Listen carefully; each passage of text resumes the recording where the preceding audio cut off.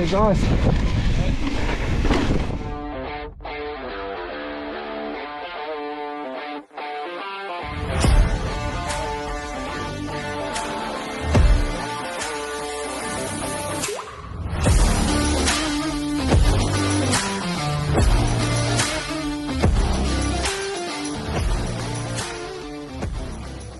Well, here we are on Rotorua. I'm starting to question my life choices. The forecast for today is torrential rain, but anyway, I got talked into it, so it's going to be a bit of a slip and slide. Car park's relatively empty. Shuttle's operating though, no coffee, so that's disappointing. But anyway, I thought I'd do a bit of an intro just while I'm clean, and yeah, we'll see how this ends up. I'll do one at the end and just see how muddy this ride is. But anyway, I might do a bit of a video sort of based around where do you ride here when it's raining, because as we all know, Rotorua has some hero dirt in all conditions. So let's run through a few trails that run really well in the wet. Alrighty, come along for the ride. First up is the crowd favourite of Tuteata. Why? Well, it's an easy climb up Moana from the Tawa side into tree cover, big trees. Right, it hadn't really started to rain too much at this point, so we thought that the bigger trees might have provided a bit of shelter for the trail. The other thing is there seems to be a bit of pumice in the soil up here, and it drains quite well, and also it's not too steep, so you're not going to get too out of control, which helps when you're warming up, particularly in the wet. For me, who's a shocking rider in the wet, I get extremely scared really quickly. But anyway, this was our warm-up one. As you can see, as it steepens up as we go into the middle and lower sections, we start having to work a little bit harder. But my Mark up ahead of me here, he's getting a foot out already.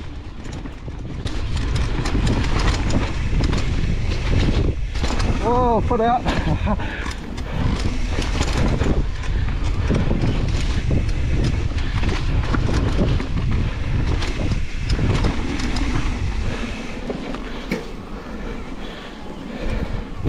Alright, Tuteata.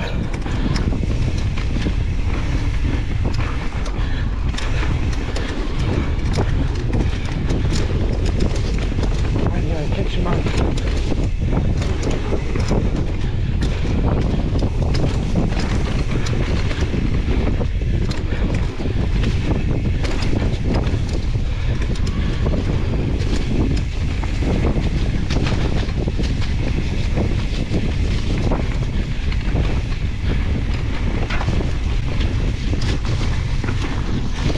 Hey guys. Right, it's about here the trail starts to steepen up and it starts getting a little bit more sloppy and a few more challenging routes. As you can see coming through here, what I do is you'll see me sort of catching up and then backing off. Now the problem is I'm no good at following people really closely because I need to be able to see my lines. If I follow too closely, I just get sucked into the line ahead of me. So you'll sort of see me speed up and slow down. As we come through the sort of steeper sections here, again that pumice layer is really helping us. It's just these corners, just really where you're getting sort of a bit of that black slop, I guess, from the rotting pine needles and bits and pieces. But in the chutes where there's no pine needles like here, and you've got a little bit of pumice, it's actually not too bad. Now for those of you who are interested in how the Clippers pedal journey is going, this is actually some really good footage to talk to it about. So Mark in front of me is riding on flats, and if you look, he's taking his feet out quite regularly around the corners to either dab or to counterbalance, and I totally get it because that was me. So when I went clipless and I was no longer able to do that, I had this real issue of just fighting this muscle memory trying to rip my feet off the pedals all of the time, and it was incredibly off-putting and really slowed me down. But after I went back and I was watching this footage, and it made me think, I didn't have the urge at all once to take my feet off. So it's become natural to me, much quicker than what I thought it was going to be dealing with being clipped in. To the point where I think it's actually made me a better rider. And why do I say that? Because every time you take a foot off to dab or do something, you have to drop a crank. And that obviously slows you down when you've got to pedal out of the corner.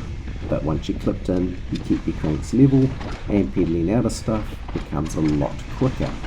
Now, I don't know, that's my theory. Maybe it's right, maybe it's wrong, maybe I'm just trying to convince myself that clipless is the way to go because that's what I've now invested in. But anyway, I just thought that was a good side note to bring up.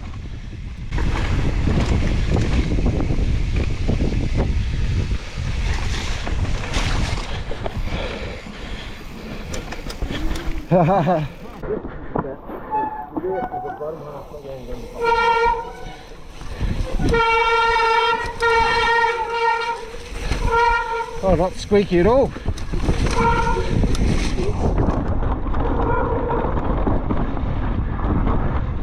Sometimes I question my decisions. We all know that I suck it right in the rain. But anyway, seems like no idea if that's making it any better or worse. So here we are doing the top of minerals. Now, I have to do a lot of voiceover here. As you would have just heard, the mic quality is terrible. It is actually bucketing down, so much so that my mics keep filling up with water, making it sound like that we're at the bottom of the ocean, which, to be fair, it felt like. It was just absolutely torrential. Now, why are we doing this trail? Much like Tuteata, got a little bit of pumice up here, not too many pine needles over the trail, and it's relatively flat. We didn't do the bottom section. That would be really starting to turn to slop about now. So we actually hooked right on indirect road and headed up frontal lobotomy and did Billy T, which I didn't film because it was just so torrential downpour that the footage would have been an absolute waste of time. Must already have wet gloves. Hey? Must already have wet gloves. Aren't your gloves wet? No, I've just put another pair on. Righty ho. Burning hot.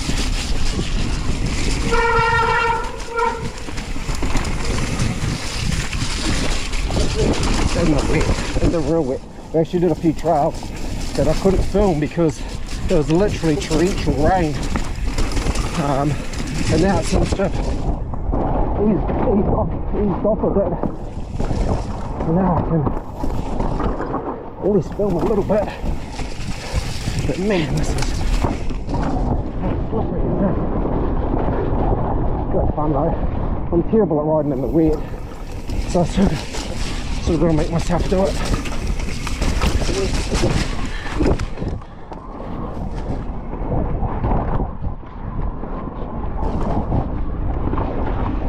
Oh, that's one thing I never do. I think it's far too many rings. We had actually come down the first half of Kung Fu Wars to get to this point.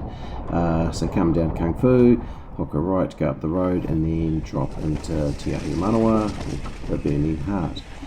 Why did we come over here and do these trails? Is they actually hold up not too bad in the wet. They do get a bit sloppy, but as you can see, when you split those two trails in half, you sort of get the best of both of them. Now this one here, it does have a few tree roots, but you can sort of carry just enough speed to get yourself over them, and if not, there's always a low line option, which I just took back there. Now the other thing is, these aren't super high speed trails or super steep, so you're not going to get into too much issue.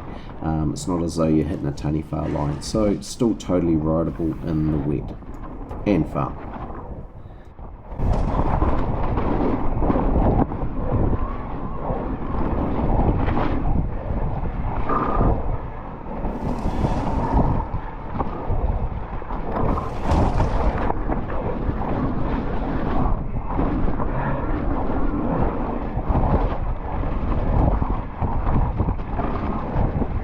And we're out.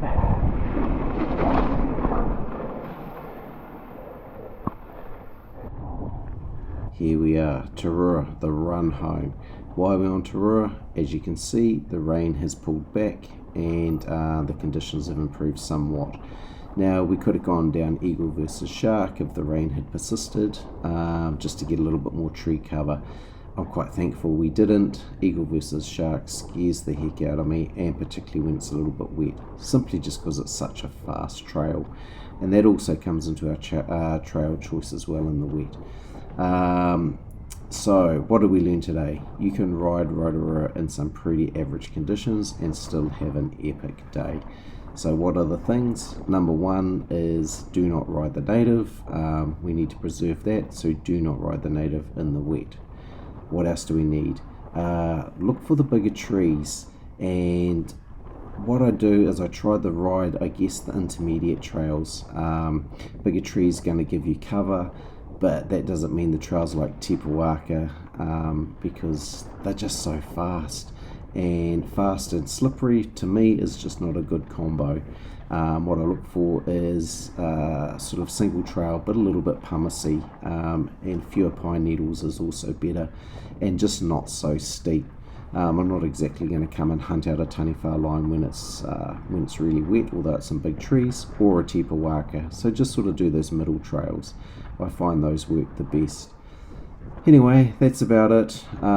If you've made it this far through the video, thanks. Sorry I had to look at this trail again. I know it featured in my last video, but hopefully it's been covered with voiceover for the most part and not too boring. Anyway, look forward to seeing you on the next one. See you guys.